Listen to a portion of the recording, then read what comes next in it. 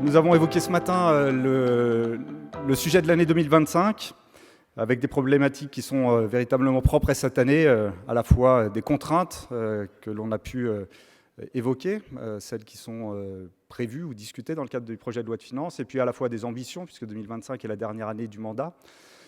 Et on a vu ce matin qu'un certain nombre quand même de sujets, l'année 2025 était déjà en grande partie écrite. Ce que nous vous proposons pour cet après-midi, c'est d'essayer de se projeter au-delà des contraintes 2025 et se projeter finalement sur le prochain mandat, celui qui va débuter en 2026 et qui nous emmènera jusqu'au début des années 2030, avec la question qui est celle qu'on pose, comment garder le cap dans ce contexte très, très particulier. Ce mandat il sera marqué notamment par des grands sujets de transition sur lesquels l'Intercommunalité de France travaille, transition numérique, transition démographique, transition environnementale, bien évidemment, et c'est ce sujet plus particulièrement que nous vous proposons d'aborder cet après-midi.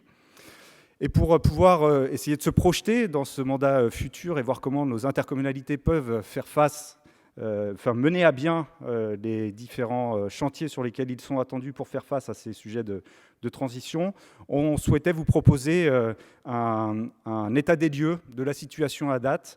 Et pour ce faire, nous proposons à Antoine Peillon, qui est secrétaire général à la planification écologique, de bien vouloir nous rejoindre pour nous dresser un état des lieux des travaux, des ambitions nationales, dans le cadre de ces ambitions, de ce qui est attendu des intercommunalités.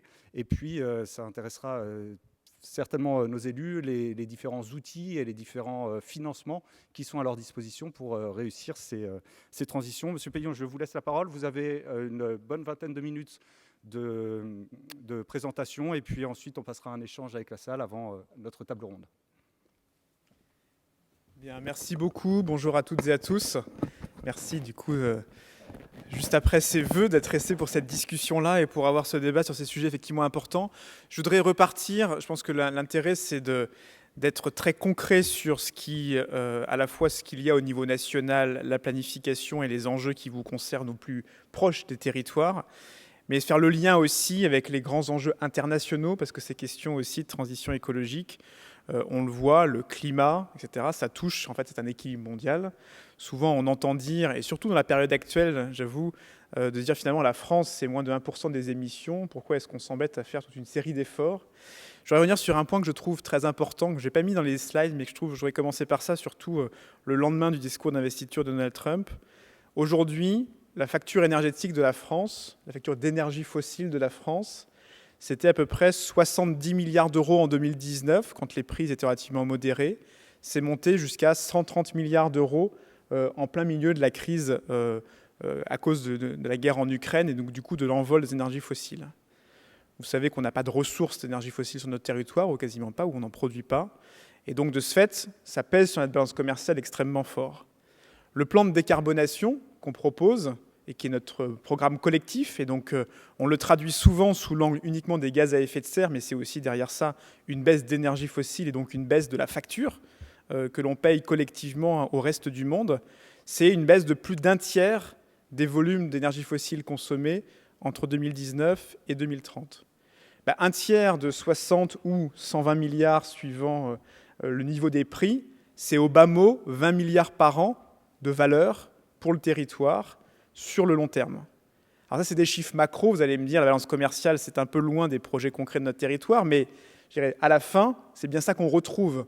Et donc, c'est aussi ça l'enjeu économique. Et dans une économie, une géopolitique, où d'un côté, on voit que les États-Unis, avec Trump, du coup, sont résolus à utiliser de l'arme énergétique pour pouvoir asseoir une forme de domination. Et de l'autre côté, on a, sur d'autres matières premières des territoires asiatiques qui font à peu près la même chose, notre survie aussi économique sur le territoire européen et la France en particulier, c'est notre capacité à avoir une économie, et j'en sens une vraie économie, au sens du développement économique aussi, qui soit sobre en intrants, donc plus sobre en énergie, très sobre en énergie fossile, plus frugale en matières premières. Et c'est ça tout le défi aussi de cette transition écologique. Donc je pense que c'est important de repartir de cette base-là, que c'est non seulement un projet qui est, je dirais, bon pour notre environnement immédiat, bon pour notre santé, etc., mais c'est dans l'urgence qu'on vit aujourd'hui un projet économique essentiel pour préparer le moyen long terme. Alors, une fois que j'ai posé ces enjeux, Et je trouve qu'il change un peu la donne aussi en matière de priorisation d'investissement, et je pense qu'ils doivent réinterroger aussi un certain nombre de considérations qu'on a aujourd'hui. Alors, où est-ce qu'on en est aujourd'hui sur la planification écologique? Planification écologique, c'est bien sûr des sujets de gaz à effet de serre, c'est aussi des sujets de biodiversité, aussi des sujets de ressources en eau, ressources en biomasse. Et c'est à la fois un projet écologique, mais c'est aussi un projet économique, puisque derrière, c'est des filières, c'est aussi de l'emploi, c'est de l'activité économique qu'il faut pouvoir garder. Et donc, et c'est ça que tous ces fils que l'on cherche à tenir en même temps. Alors, où est-ce qu'on en est aujourd'hui sur la partie décarbonation? Je vous remets ici l'ampleur de la marche qu'on a collectivement à franchir. C'est peut-être des chiffres que vous avez déjà vus, c'est toujours utile de se les remettre en tête. 1990-2030, on cherche à diviser en gros par 2 les émissions de gaz à effet de serre. En 30 ans, on a fait la moitié du chemin. On a, depuis 2020, à faire l'autre moitié du chemin en 10 ans. Et donc, la pente est très forte pour qu'on puisse atteindre le résultat. Et quand on regarde les sujets secteur par secteur, ça veut dire qu'en matière de transport, il faut faire plus bas en termes d'émissions de gaz à effet de serre que l'année du confinement. On était à 100 millions de tonnes de CO2 sur le secteur des transports. On vise d'arriver en 2030 à 90 millions de tonnes de CO2 à peu près. Et donc du coup, ça donne une métrique un peu de l'effort à franchir. De baisser dans les bâtiments, de baisser aussi en matière d'émissions dans l'industrie. Sachant que dans l'industrie, il ne faut pas se tromper, le sujet, c'est la vraie baisse d'émissions, c'est-à-dire, c'est pas d'exporter notre industrie pour aller émettre ailleurs. Ça serait un contresens, ça serait un échec. Alors, tout ça, ça nous a conduit à prendre des crayons de couleur et à faire du coup des graphiques très colorés avec beaucoup de cases. C'est des diapositives qu'on a déjà montrées. Pour ceux qui ne l'ont pas vu, je le redécris rapidement. Vous avez ici sous les yeux une forme de plan d'action. Chaque case, c'est une action opérationnelle concrète. En haut à gauche, par exemple, une part des véhicules thermiques qui sont convertis en véhicules électriques. Vous avez tout en jaune, tout à droite, le sujet de dire les chaudières à fioul, il faut les baisser. 85% de chaudières à fioul en moins, pas de les supprimer totalement parce qu'il y a certains cas des impossibilités techniques, mais du coup aller le plus loin possible. Ça veut dire aussi en orange au milieu, décarboner fort, division par 2 des 50 plus gros sites industriels. Et là, ça vous montre concrètement, quand on fait les maths de tout ça, ça permet d'économiser combien de gaz à effet de serre et à la fin, qu'est-ce qu'il faut faire en assemblant tout ça pour pouvoir y arriver. Donc la bonne nouvelle, c'est qu'il y a une solution, donc c'est ce que vous avez, je vais extrêmement vite sous les yeux, avec un ensemble de mesures qui permettent de baisser les émissions de façon à atteindre cette division un peu plus que par 2 d'ici 2030. Et elle nécessite du coup de mobiliser à peu près tout le monde. Vous avez le transport en bleu, vous avez les logements, les bâtiments en jaune, vous avez l'industrie en orange. Vous avez aussi tout ce qui est lié aux écosystèmes, les forêts, les terres agricoles aussi en vert, et puis la partie énergétique en gris et les déchets qui sont aussi émetteurs de gaz à effet de serre en violet, notamment du fait des centres de stockage. Tout ça, ça nous a donné une trajectoire pluriannuelle, donc horizon 2030, une trajectoire qui est... On a essayé de trouver l'équilibre entre l'ambition, c'est qu'à la fin, quand on additionne tout ça, on y arrive, et puis rester au maximum réaliste, c'est qu'on ne se dit pas, on ne décrète pas que toutes les voitures devront être électriques, par exemple. Là, il y a un taux de renouvellement qui correspond à celui notamment de la réglementation européenne au fur et à mesure des véhicules neufs vendus. Et donc, à la fin, et généralement on caricature le propos dans le débat public, ce n'est pas tous les véhicules électriques en 2035, par exemple, c'est en 2030 à peu près 15% dans le stock total de véhicules qui roulent. Ça veut dire aussi que 85% des voitures en 2030, ça sera des voitures thermiques. Et c'est bien comme ça, c'est pas culpabilisant et on atteint l'objectif quand même. Et donc, c'est cette progressivité-là qui est indispensable. Cette progressivité, en termes de répartition de l'effort, est conduite à ce que la moitié des baisses soient entre les mains des entreprises. Et donc ça, c'est la logistique, c'est l'industrie, c'est le tertiaire, c'est l'énergie. Un quart entre les mains de, je dirais, vous tous collectivités au sens de vos compétences propres, gestion des déchets, mobilité, aménagement du territoire. Et puis un quart entre les mains des citoyens, vous et moi à titre individuel, rénover son logement, changer sa chaudière, et pour certains d'entre nous, du coup, avoir changé aussi de type de voiture.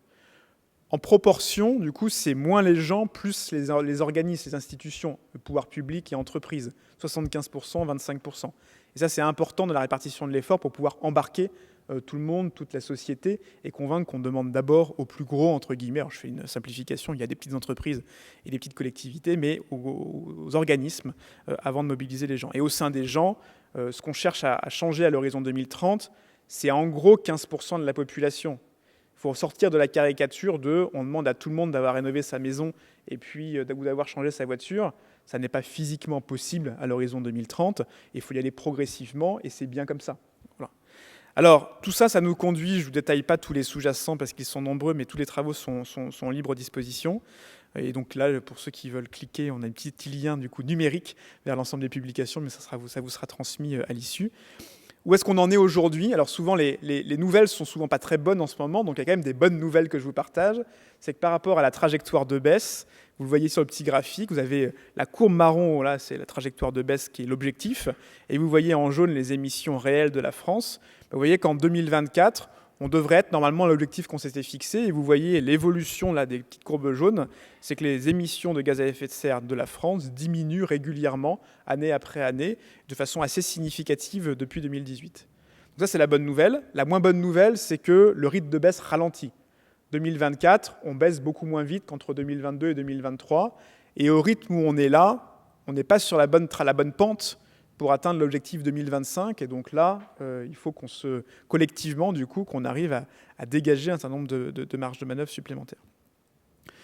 Alors, vous allez me dire, c'est sympathique de baisser les émissions en France, mais ça ne sert à rien si, du coup, elles sont exportées, ces émissions. Alors, la bonne nouvelle, c'est que l'empreinte carbone de la France, donc quand on intègre aussi les émissions importées, elle aussi baisse. Et donc, concrètement, les baisses qu'on a sur le territoire national, ce n'est pas simplement des usines qui ferment en France, ça serait une mauvaise chose pour aller produire à l'étranger et qu'on importe les émissions. C'est additionnel, c'est qu'on n'a pas délocalisé, ou en tout cas au global en net, c'est vraiment des baisses effectives et ce n'est pas simplement un déplacement des émissions. Ça, je pense que c'est une chose importante à partager. Alors, comme je vous le disais, la pente, du coup, donc il y a des secteurs qui vont bien, des secteurs qui vont moins bien en termes de décarbonation. Si je vais à l'essentiel, secteur énergétique est plutôt en avance, secteur agricole est plutôt en avance, mais pour une raison qui n'est pas très bonne, c'est que du coup la décapitalisation du cheptel est plus rapide que ce qui avait été prévu dans le plan, donc on diminue les troupeaux de façon plus importante, et donc on est un peu en avance par rapport aux émissions globales. Ce n'est pas une bonne chose, parce qu'au final, on importe de la viande pour la consommation française, en tout cas dans certains segments. Le secteur industriel est un peu en avance, avec des bonnes nouvelles dedans et des mauvaises nouvelles. Bonne nouvelle, c'est qu'il y a de la transformation réelle de décarbonation. Mauvaise nouvelle, c'est qu'il y a aussi un taux de croissance de l'économie qui est un peu plus faible que ce qui avait été anticipé, en tout cas souhaité et désiré initialement. Et après, deux secteurs plutôt en retard, assez classiquement malheureusement, qui sont à la fois les transports et puis les bâtiments. Donc là, on voit qu'on a pris un peu de retard à la fois sur le segment des transports et des bâtiments. Quand on regarde les choses, que rien n'est simple malheureusement, je fais un tout petit zoom sur les transports, c'est intéressant de regarder, parce que souvent on dit émissions des transports, à la fin, qu'est-ce qui se passe, quels sont les effets, etc. Je vais aller assez rapidement, mais c'est important quand même d'avoir cette décomposition-là. Vous avez sous les yeux quand les évolutions du coup, entre 2019 et 2023, donc quasiment 4 millions de tonnes de CO2 en moins par an, montraient que ça recouvre en fait plein de facteurs différents à la hausse et à la baisse, avec parfois des choses qui marchent bien et qui sont parfois effacées par des mauvaises nouvelles qu'on n'avait pas totalement anticipées. Si je regarde très rapidement, déjà il y a des facteurs de hausse parce que la population augmente, parce que les pratiques de mobilité se développent, et c'est par ailleurs une bonne chose. Le but est quand même que les gens puissent continuer non seulement à vivre, je dirais, normalement et à avoir de la mobilité. Il y a eu, moins 4,7, des changements structurels de pratiques. Télétravail, par exemple, déplacements en vacances qui se font un peu moins loin en moyenne. Chaque Français fait moins de kilomètres quand il se déplace post-Covid. Il y a eu ensuite un peu de report modal, du coup, et ça qui est important aussi d'avoir en tête, c'est qu'on voit que pour l'instant, le développement de l'offre de transport en commun, qui est une bonne chose, et en termes d'aménagement du territoire et en termes de politique aussi environnementale, pour l'instant, elle se traduit par un report modal relativement modéré. C'est-à-dire une partie du développement de l'offre et sert aussi à accroître, du coup, à ce que ceux qui se déplaçaient déjà en transport en commun puissent se déplacer un peu plus. Et donc, l'effet réel de report de voitures en transport en commun, il est pour l'instant relativement modeste en termes d'émissions de gaz à effet de serre évitées, et pas pour autant qu'il faut relâcher l'effort. Le facteur qui nous met dedans, entre guillemets, c'est vraiment le sujet, ce qui est ici résumé sur covoiturage, c'est le fait que post-Covid, à la fois le taux de remplissage des voitures, des transports en commun s'est dégradé très fortement. Et donc, du coup, les gens, pour des questions à la base de contamination, ont moins voyagé ensemble. Et donc, il y a plus de voitures, plus ou moins de transports en commun remplis. Et donc, de ce fait, ça a conduit plutôt à un facteur de hausse d'émissions, toutes choses égales par ailleurs. Ensuite, après, dans les bonnes nouvelles, on a la politique d'électrification qui marche bien, mais qui marche à hauteur du renouvellement naturel de la flotte de véhicules, et donc très progressivement, et ça ne va pas s'accélérer comme ça du jour au lendemain. Et puis, on a aussi des effets de renouvellement naturel du parc, et puis des effets de biocarburants. Donc, vous voyez que dans tout ça, il faut le diable dans les détails là-dessus, et c'est important de bien regarder quels sont les effets. Alors ça nous conduit, je vais aller très vite là-dessus, sur le fait qu'on est plutôt sur la bonne trajectoire sur l'électrification des véhicules, avec un léger retard qui commence à se creuser, qui est essentiellement lié au fait que les flottes d'entreprises, et entreprises au sens organisation au sens large, ça vaut aussi pour l'ensemble des structures, et donc aussi des collectivités, prend un peu de retard par rapport par rapport aux ménages qui s'électrifient beaucoup plus. Bien, tout ça, je ne vais pas rentrer dans les détails de tous les sujets. Je vous invite, il y a toute une série d'indicateurs qui sont mis à disposition, à la fois au niveau national, au niveau local, pour permettre de piloter tout cela. Je vais aller rapidement, parce que je vois que le temps passe, sur les sujets de territorialisation. Donc il y a eu des COP territoriales qui ont été menées sur vos territoires, parce que c'est sympathique de parler au niveau national, mais c'est beaucoup plus important aussi de se dire, au niveau local, qu'est-ce qu'il en est, région. Donc c'est des exercices qui ont été faits beaucoup au niveau régional, départemental. Nous, en tout cas, notre proposition et notre souhait, c'est qu'ils puissent être déployés beaucoup plus à des échelles encore plus fines. Et donc, l'intercommunalité est une échelle, je dirais, naturelle pour aller traiter tous les sujets de bâtiments, de transport, et donc de bien faire le lien entre ce qu'est vos plans de fin de mandat et puis surtout de conception sur le mandat suivant à la maille de l'intercommunalité pour bien mettre en lien avec ces grands enjeux nationaux. À la fin, vérifier, c'est un peu des maths tout ça, c'est finalement que la somme de l'ensemble est de bon ordre de grandeur par rapport à l'objectif collectif qu'on s'est fixé. Donc le sujet ne va pas être de venir vers vous de façon prescriptive en disant c'est temps, mais ça va être de développer avec vous des outils d'ordre de grandeur, de se dire il faut faire tant de rénovation de bâtiments publics, par exemple, pour être à peu près cohérent avec les ordres de grandeur qu'on se donne en termes d'objectifs nationaux. Et ça, je pense qu'on a encore pas mal de travail en commun à faire pour pouvoir améliorer ça. Et donc ça nous a conduit à avoir des graphiques niveau national, qu'on a déclinés au niveau régional, au niveau départemental. Pardon, on ne voit pas au niveau départemental, que régional. Et derrière ça, là, c'est des boîtes avec des kilotonnes de CO2, c'est un peu abscon. Il y a des petits outils qui permettent de transformer ça en nombre de logements rénovés, en nombre de voitures, en nombre de bus qui sont décarbonés, etc., pour avoir un peu de physique concrète et pouvoir mesurer et vérifier si finalement les plans d'action déployés ils sont à la bonne ordre de grandeur. Ça a l'air assez prescriptif comme ça, encore une fois, c'est indicatif. Si derrière un territoire dit, en fait, moi, c'est baisser les émissions, c'est pas du tout comme ça que je vais le faire, je vais mettre beaucoup plus d'efforts sur le changement de chaudière et beaucoup moins sur la voiture ou je ne sais quoi, tout est possible. Par contre, à la fin, il faut que ça boucle, il faut que le compte y soit, et c'est ça toute la discussion qui est intéressante d'avoir. Ça, j'ai parlé beaucoup de gaz à effet de serre. Là, juste pour vous montrer que c'est bien sûr aussi des sujets de milieu, d'écosystème. Ce matin, j'ouvrais la conférence de France Stratégie. Je vous invite à la regarder, elle est très importante. Ils ont sorti un rapport sur l'évolution du besoin en eau dans les prochaines décennies. Et ça, c'est assez frappant, 2 ordres de grandeur. Du coup, on voit que parce qu'il va faire plus chaud, on va avoir des besoins notamment d'irrigation qui peuvent être supérieurs, des besoins énergétiques qui vont évoluer. Et donc, pour l'instant, il y a peu de scénarios qui conduisent à des baisses de prélèvements et quasiment tous conduisent à des hausses de consommation si je regarde uniquement du point de vue des besoins.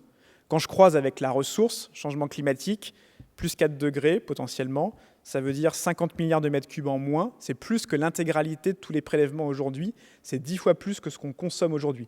L'eau utile, qui ne s'évapore pas, qui reste sur le territoire d'ici quelques dizaines d'années, va baisser d'un ordre de grandeur qui est quasiment 10 fois ce qu'on consomme aujourd'hui en eau. Et donc on voit que les choix d'aménagement du territoire, les sujets de répartition des usages et d'éviter les conflits d'usage vont être absolument massifs demain. Et ça, c'est du très concret et c'est des choses qui commencent à se préparer dès le prochain mandat. Alors, une petite synthèse sur les travaux qui ont été faits de planification au niveau territorial, pour vous donner juste une vue un peu macro sur l'ensemble de tous les leviers, je ne les prends pas par un, il y en a à peu près un tiers qui ont fait l'objet vraiment de discussions approfondies au niveau de ces COP régionales et départementales. Il y en a à peu près un tiers qui était déjà traité dans les différents documents de planification. Et puis, il y a un sujet qui nous préoccupe, bien sûr, qui est qu'il y a un tiers de sujets globalement un peu orphelins. Alors, orphelins, derrière, c'est des sujets pas faciles à appréhender. Souvent, on retrouve beaucoup de sujets en matière, par exemple, de logistique et d'émissions liées à la logistique. Des sujets, et donc, je n'ai pas tous les détaillés ici, mais on mettra des documents à disposition. Et c'est important de voir que pour l'instant, on a ce trou dans la raquette collectivement. Et donc, c'est aussi des sujets qui sera intéressant de creuser dans vos prochains programmes de mandature. J'en viens à la question des financements. Pour financer tout ça, c'est beaucoup de moyens. Donc là, je vais manipuler des grands chiffres. Mais derrière, c'est important après de les ramener à des plans d'investissement concrets à la maille de chacune de vos collectivités. Donc au Global France, ça c'était les rapports Pisani-Ferry, Salman Mahfouz, etc. L'investissement total public et privé qui est cohérent avec ce qu'on se dit là, donc de transformation assez profonde à la fois des transports, de notre production industrielle, de la rénovation de nos bâtiments, c'est plus 50% d'investissement par rapport à maintenant. Aujourd'hui, on investit près de 120 milliards publics-privés et il y a à peu près plus 60 milliards par an à mettre sur la table pour être cohérent avec ces ambitions de transformation. Ambitions de transformation qui, encore une fois, mon propos initial, sont des sujets de survie économique dans ce monde géopolitique qui se tend. Derrière ça, ce qui est intéressant de regarder, vous avez en jaune, c'est le bâtiment, bleu, les transports, gris, l'énergie. Vous voyez que c'est un sujet qui est très fortement dans l'immobilier et le bâti, en termes de volume, quand je regarde l'investissement net. Et il est aussi dans l'énergie. En matière de transport, il y a beaucoup de bleu dans l'investissement brut, et ensuite il n'y en a plus beaucoup dans le net, parce que du coup, c'est la substitution entre véhicules électriques et véhicules thermiques. Et donc, vous savez encore mieux que moi que le sujet de l'investissement dans le bâti logement, mais aussi le bâti public. Alors, je connais celui de l'État, et puis vous avez aussi celui de vos collectivités. Ce n'est pas l'enjeu le plus simple et qui est très consommateur par ailleurs par rapport de crédit, et que les business models ne sont pas forcément totalement simples. Mais c'est quand même là qu'on a un enjeu extrêmement important. Du coup, alors, cette connaissance-là de l'investissement précise, elle n'est pas encore extrêmement fine, et je pense que les outils du type budget vert là, qui sont en train de se déployer, qui, je sais, ne sont pas sans poser quelques difficultés parfois de mise en œuvre, mais qui vont être un bon outil pour pouvoir identifier dans les plans d'investissement qu'est-ce qui y contribue, vont nous permettre d'améliorer collectivement notre connaissance et pouvoir aussi un peu de partager les pratiques. On a fait une petite étude que je ne vais pas détailler là, dans quelques principes. On a repris tous les leviers de décarbonation et on a regardé un truc très simple sur 2 axes. Est-ce qu'aujourd'hui, c'est rentable pour l'acteur économique qui veut le faire, et est-ce qu'aujourd'hui, l'acteur économique qui doit activer ce levier de décarbonation, est-ce qu'il a les capacités techniques et financières de le faire? Vous avez un petit exemple ici sur le bâtiment. Vous voyez que par exemple, sur juste les bulles du haut, la taille de la bulle, c'est le gisement de gaz à effet de serre évité qui est attendu. Vous avez l'axe vertical, c'est est-ce que c'est rentable tout en haut, pas rentable en bas. Et vous avez l'axe horizontal. À droite, les acteurs ont les capacités techniques et économiques de le faire. À gauche, ils ont plus de difficultés. Typiquement, changer sa chaudière, quand je suis un ménage, des 8, des 9, des 10, une chaudière, c'est rentable sur le papier, donc du coup, c'est toujours en haut de la changer. Par contre, quand je suis un ménage aisé, ça se fait facilement, donc c'est à droite. Quand je suis un ménage moins aisé, je n'ai pas la trésorerie pour le faire, et donc du coup, je ne le fais pas, et donc c'est à gauche. Quand on reconsolide ça sur l'ensemble du plan d'investissement, on trouve ça. On trouve qu'un quart des baisses de gaz à effet de serre qui sont nécessaires d'ici 2030 sont adossées à un business case qui est rentable et sur lequel les acteurs ont les capacités techniques et économiques de le faire. C'est à la fois une bonne nouvelle, parce que du coup, il y a des choses qui marchent toutes seules, entre guillemets. Donc là, pour le coup, le marché doit vraiment exercer l'ensemble du coup, doit s'investir. Mais un quart, c'est pas beaucoup par rapport à tout ce qu'on doit faire. Donc il y a tout en bas à gauche les sujets compliqués. Un tiers des baisses d'émissions sont adossés à des investissements qui sont qui sont pas rentables et sur lesquels il y a par ailleurs des sujets de capacité technique et financière. Et c'est là où l'intervention publique, celle de l'État, celle de vous tous collectivités, elle est indispensable pour qu'on puisse y arriver. Et puis il y a plein de sujets, et ça c'est en haut à gauche, où théoriquement sur le papier ça marche, du coup ce serait rentable de le faire, mais il y a plein de problèmes de capacité technique ou financière pour y arriver. Et donc il y a besoin d'accompagnement, il y a besoin d'ingénierie, il y a besoin d'aider par France Rénov ou autres sur les sujets de guichet, sur l'accompagnement à la rénovation énergétique. Et donc là, on a plein de solutions à continuer de développer ensemble pour pouvoir conduire à activer un peu ces baisses d'émissions. Je termine par quelque chose qui est probablement, dans le contexte actuel, notamment budgétaire, un peu étonnant. Mais quand on fait le calcul de se dire finalement, dans tous les montants à investir, ces fameux 60 milliards d'euros, qu'est-ce qui relève aujourd'hui des compétences des collectivités, qu'est-ce qui relève de l'État? Les compétences des collectivités, on retrouve ces ordres de grandeur-là, qui sont des choses qui sont raccord avec ce que dit aussi I4CE dans ses études. Donc là, ça vous donne des investissements, des milliards par an, du coup, à investir. Alors du coup, vous allez me dire, sympathique dans la période, avec notamment le PLF 25, comment on fait, mais je pense que c'est des perspectives 2030, donc c'est pas immédiat. Et puis derrière, ce n'est pas forcément uniquement des subventions, c'est aussi des modèles financiers à construire, peut-être des SPL, des SEM à développer, de financement à mobiliser en général. Et donc c'est comme ça qu'il faut le prendre. Et là, ça vous montre qu'il y a un gros poste bâtiment en jaune, il y a un gros poste aussi transport, notamment infrastructure, il y a un poste aussi réseau d'eau. Et que derrière tout ça, d'ailleurs, ces investissements-là qui font un quasi-doublement ne prennent pas en compte en plus un nombre d'investissements relatifs à l'adaptation. Et donc, quelques pistes, du coup, pour y arriver, parce que là, le bouclage n'est pas forcément évident quand on montre ça. Il y a des sujets Donc je parlais de SPL, je parlais de SEM, je parlais de modalités de financement. Côté État, sur les bâtiments, alors pardon, je veux juste dire que derrière, bien sûr, dans les soutiens à l'investissement, côté État, souvent on parle des outils classiques, on parle beaucoup du fonds vert, on parle beaucoup de la DSIL de terre, etc. Il y a toute une série d'éléments, enfin d'outils d'intervention, alors parfois trop fragmentés et qu'on essaye de simplifier, qui existent. Je vous ai remis ici, je ne vais pas les commenter, toute une petite synthèse pour une région en particulier, en l'occurrence ça va être la Bretagne ici, mais on l'a disponible pour l'ensemble de toutes les régions, de tous les dispositifs qui viennent alimenter l'aide à l'investissement sur tous ces sujets de transition. Et en fait, on voit qu'à la fin, il y a quasiment un 50-50 entre l'État et les collectivités au sens large, quand on somme tout le bloc régional, départemental, communal, en termes de soutien à l'investissement. Et je termine du coup par un exemple qui peut être source d'inspiration ou pas. Je le mets ici parce que je pense que côté État, on considère que ça fera partie de la solution, notamment sur le sujet du bâti, qui est un sujet compliqué. On vient de mettre en place une foncière publique pour justement gérer l'ensemble du bâti.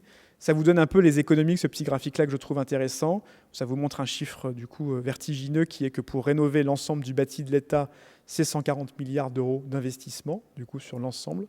Mais ça vous montre aussi que à la fois quand on intègre ce que sont des économies d'énergie, ce qui est aussi une politique de rationalisation foncière, ce qui est aussi qu'on arrive à ramener ces 140 à faire plus qu'une division par deux, qui nous reste du coup des montants importants à investir, et ça permet du coup de contribuer à commencer à définir un business plan de tout ça.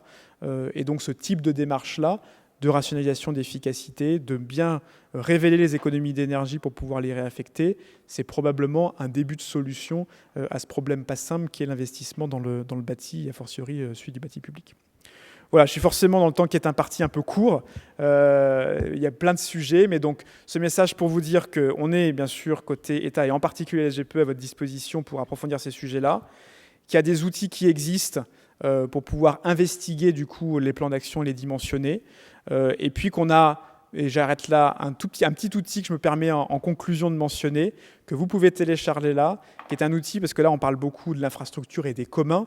Là c'est un outil destiné au grand public et qui est une forme de collaboration État-collectivité qu'on propose.